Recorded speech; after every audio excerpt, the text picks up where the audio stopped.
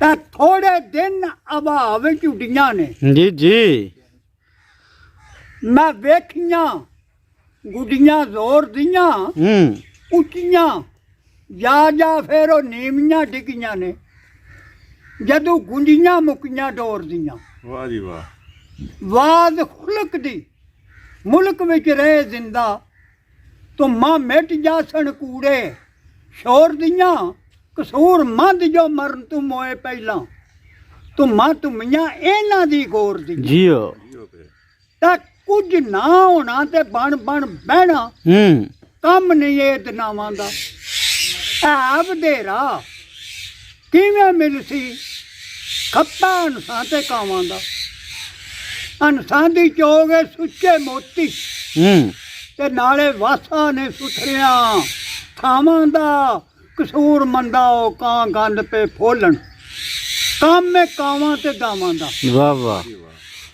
ਤੇ ਮੈਨੂੰ ਪਏ ਤੇ ਮੈਂ ਹੀ ਭੁਗਤਣੇ ਨੇ ਜੀਓ ਹੋਰ ਪੀੜ ਕਿਨੂੰ ਮੇਰੇ ਦੁੱਖ ਦੀਏ ਕਦੋਂ ਐਸੇ ਗਮਾਂ ਵਿੱਚੋਂ ਵੰਡਦੇ ਨੇ ਜਿੰਨਾ ਸਾਂਝ ਨਾ ਕੀਤੀ ਸੁੱਖ ਦੀਏ ਕੱਲੀ ਜਾਨ ਤੇ ਦਰਦਾਂ ਦੇ ਪੰਧ ਲੰਮੇ ਨਾ ਇਹ ਮੁੱਕਦੇ ਨਾ ਅਥਰ ਸੁੱਕਦੀ ਏ ਕਸੂਰ ਮੰਨਦੋ ਮੰਦੇ ਬਖਤ ਕੋਲੋਂ ਮੇਰੀ ਜਾਨ ਨਾ ਜਿਉਂਦਿਆਂ ਛੁੱਟਦੀ ਏ। ਵਾਹ ਜੀ ਵਾਹ।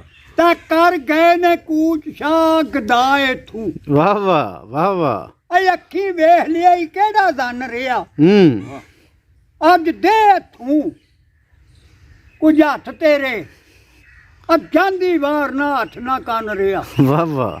ਉੱਥੇ ਪਈਆਂ ਲੋੜਾਂ ਫੇਰ ਤੂੰ ਆਖਣਾ ਏ ਕਿਸ ਵਾਸਤੇ ਜੋੜਦਾ ਧਨ ਰਿਹਾ ਦਿਨ ਰਾਤ ਦੇ ਵੇਚ ਯਾਰੀਆਂ ਨੇ ਕਸੂਰ ਮੰਦ ਵੀ ਬਿਸਤਰੇ ਬਣ ਰਿਹਾ। ਵਾਹ ਵਾਹ। ਤੇ ਦੁਨੀਆਦਾਰ ਤੇ ਦੁਨੀਆ ਦਾ ਹੈ ਤਾਲਬ ਕਾਬੂ ਇਸ ਦੇ ਪੀਰ ਫਕੀਰ ਵੇਖੇ ਵੇਸ ਬਦਲ ਦਰਵੇਸ਼ ਦਾ ਵੇਸ ਕਰਕੇ ਕਈ ਪਾਲਦੇ ਪੇਟ ਸਰੀਰ ਵੇਖੇ ਲੱਖਾਂ ਕੰਨ ਪੜਵਾ ਕੇ ਬਣੇ ਜੋਗੀ।